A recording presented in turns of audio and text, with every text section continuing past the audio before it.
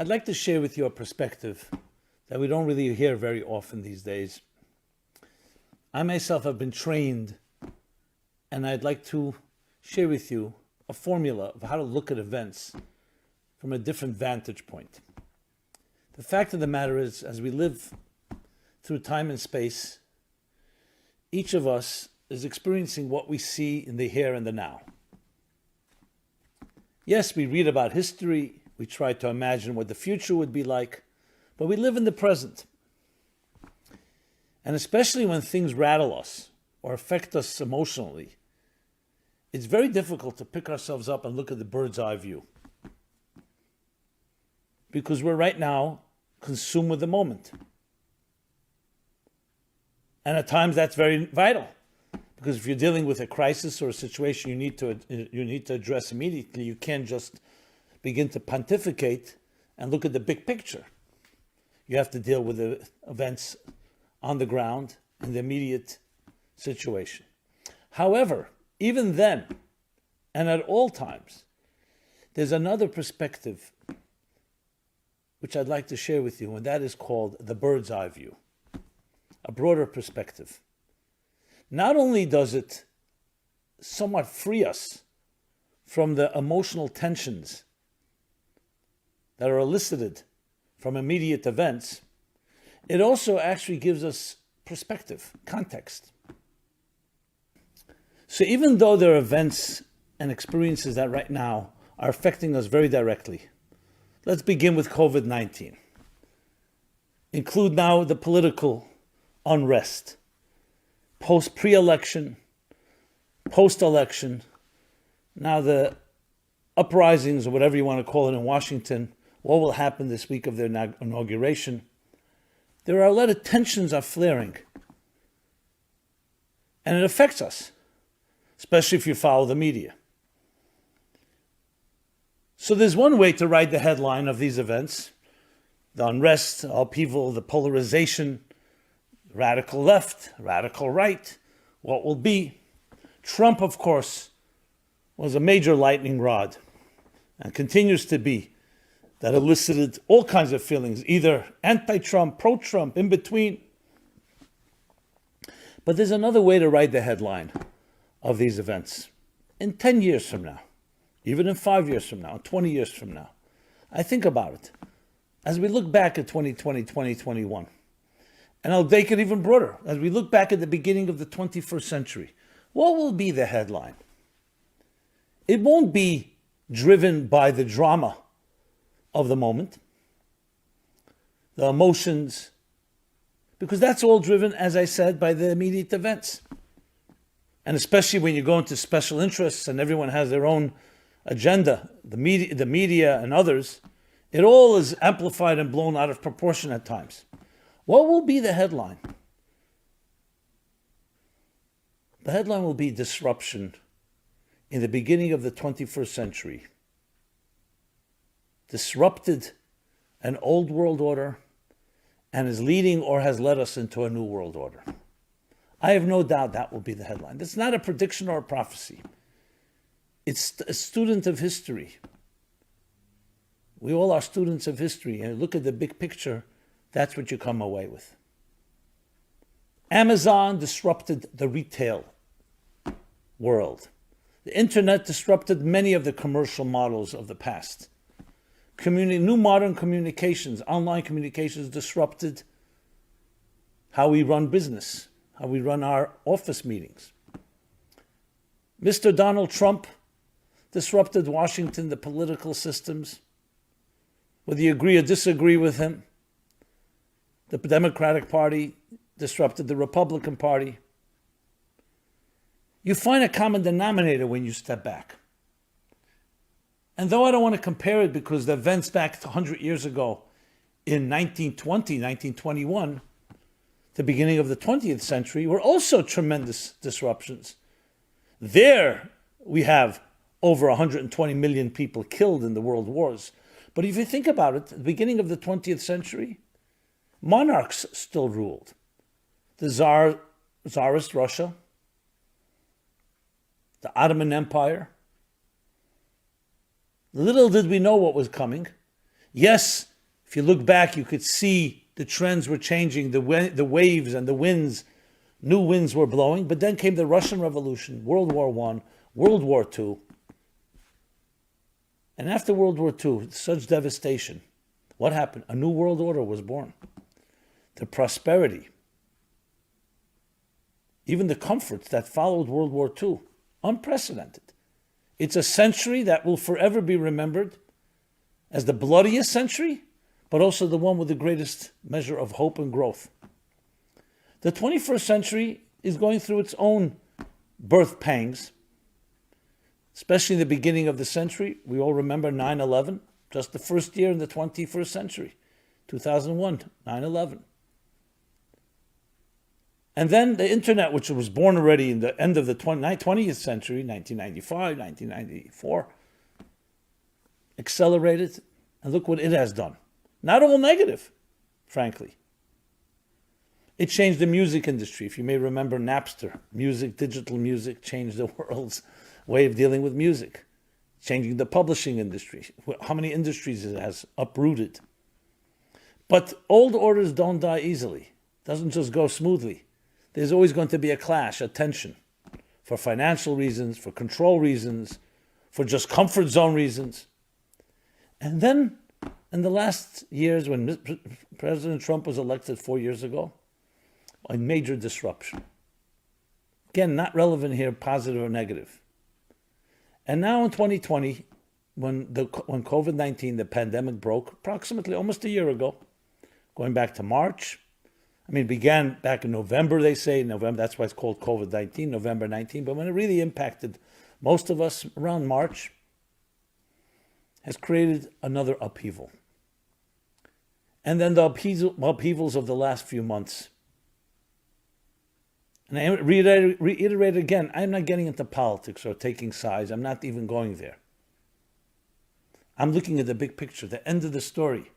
We're not even getting whether it's a positive thing or a negative thing. Obviously, there have been negatives. And when you include the racial tensions that began with the murder of George Floyd and what that caused and is still causing.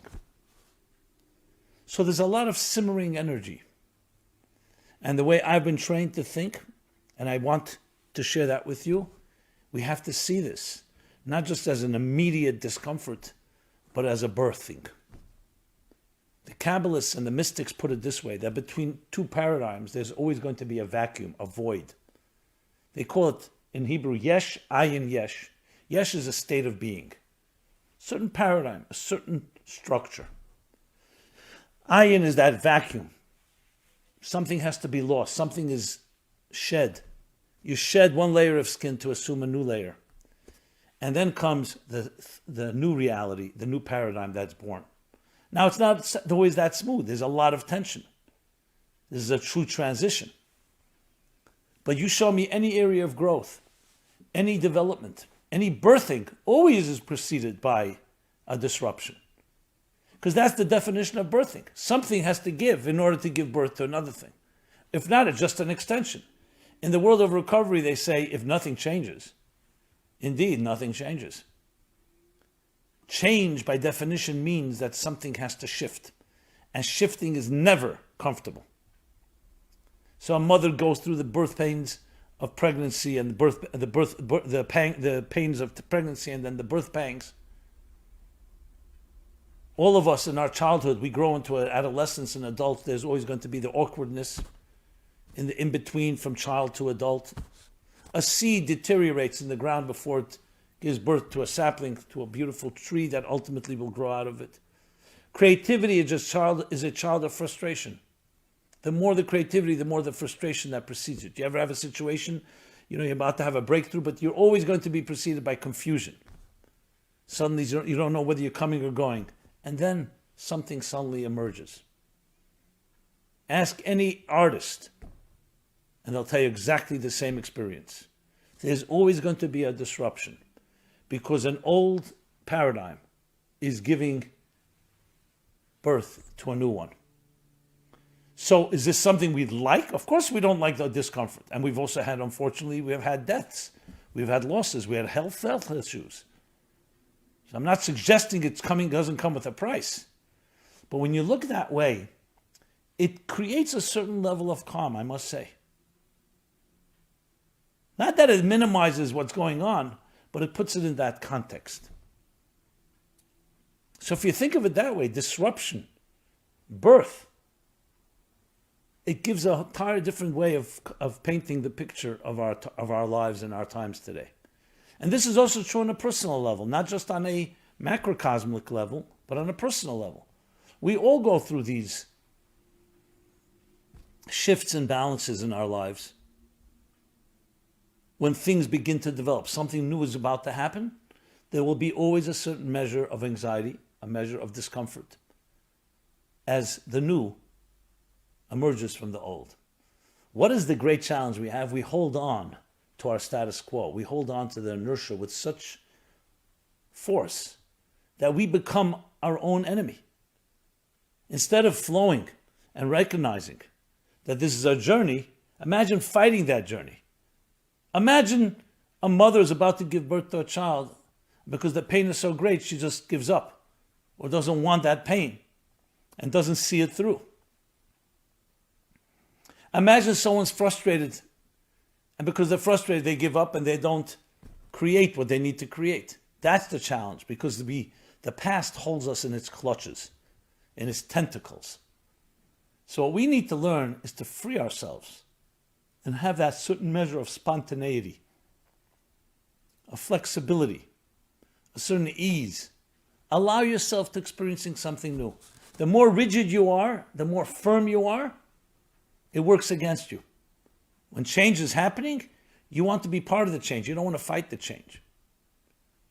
Now, obviously, there's situations that we need to address if it's particularly dangerous or in any way can cause potential damage. But nevertheless, in the overall picture, go with the flow. This is what's happening. Disruption, okay. Those that will ride with that disruption will be the first to benefit from the fruits of the new birthing. That's how it is. Those that stand strong and try to resist it can be hurt in the process. So this isn't just a philosophical, another perspective. It's actually a way of looking at life differently. And I'll apply it into personal lives. If you have tensions in your own home between parents and children, between spouses, or tensions within yourself, your own struggles. So you can try to fight and be stubborn, or you can say, you know what, let me be a little looser, more creative. Allow something fresh to happen. Be spontaneous. I always share with people when you go somewhere, today travel of course is limited, but you go somewhere, don't always stick to your plan. Be open, hang out. Be open, you may meet a person you didn't expect. The unexpected is where magic happens. But the unexpected is not according to your script. That's exactly the point. So it allows fresh air, it allows something new to enter. Imagine if you were able to assume that attitude. Now I understand why there's so much resistance to it. Besides comfort zones, there's also another issue, fear. Fear of the unknown. Now you know your situation. Even the known devil, the known evil is better than the unknown. So why would I disrupt my known given situation? And especially if fear drives your life, insecurity or uncertainty, why venture into new terrain? Precisely because the word new, because that opens up new opportunities, new possibilities. I'm not suggesting a recklessness, a type of just do everything. I'm speaking about not letting yourself to become hardened and your attitudes, your preconceived notions to block you from great opportunities. So practically speaking, even today, get online, make a new friend. Reach out to someone. Disrupt yourself in a good way.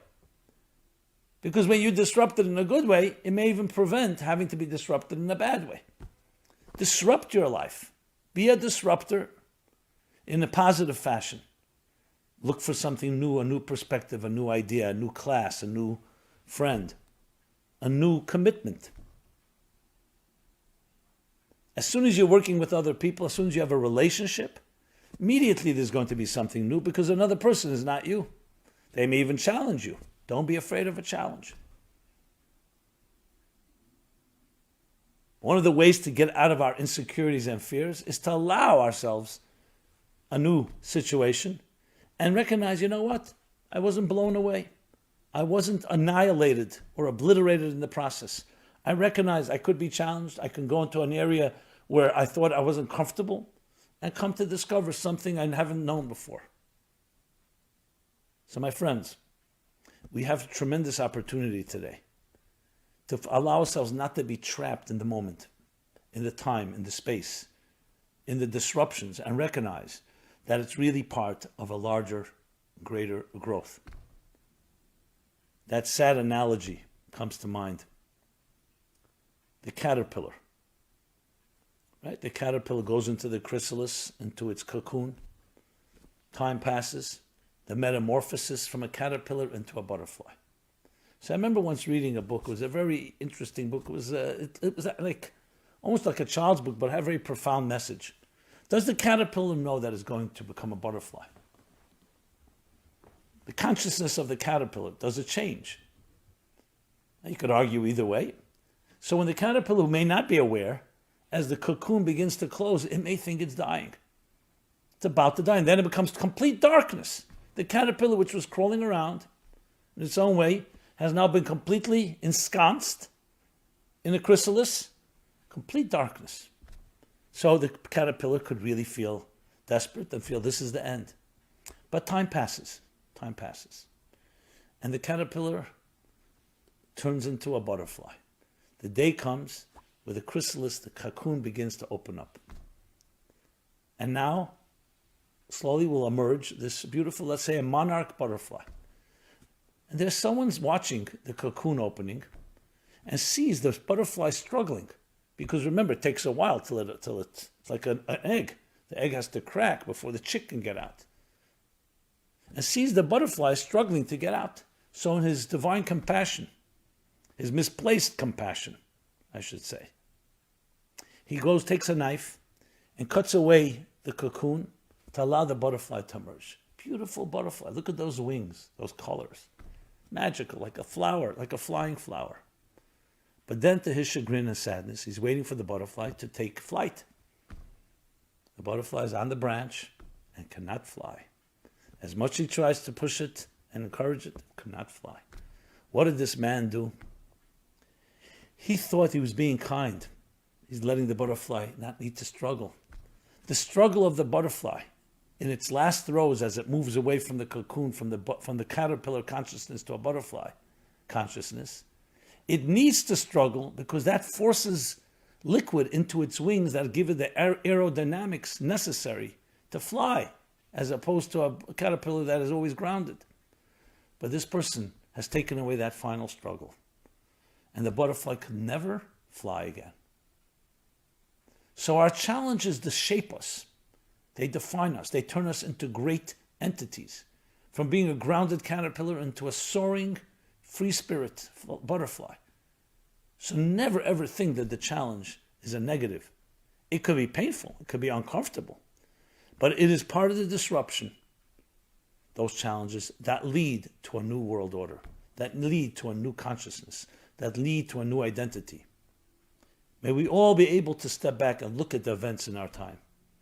So when you watch the news next time, and I would in general discourage people from watching too much because it just becomes, I don't say entertainment, but it's just very depressing. But if you do hear the news and you hear some disruptions, you hear about concerns, yes, we need to be safe and we need to expect people to be accountable and follow law and order, but don't allow it to disturb your entire serenity. Don't let it disrupt your life. See it as disturbances that are the tremors that precede a new birthing, a new world order. And may we be blessed to actually see it through and see that birthing in our own personal lives and collectively.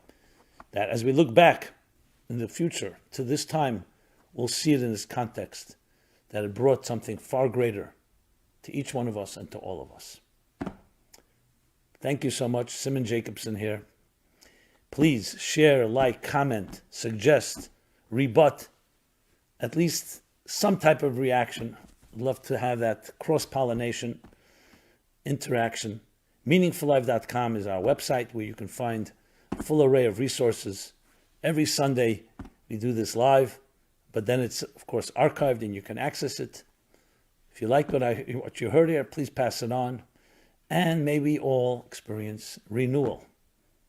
Be well, be blessed, and stay healthy. Thank you very much.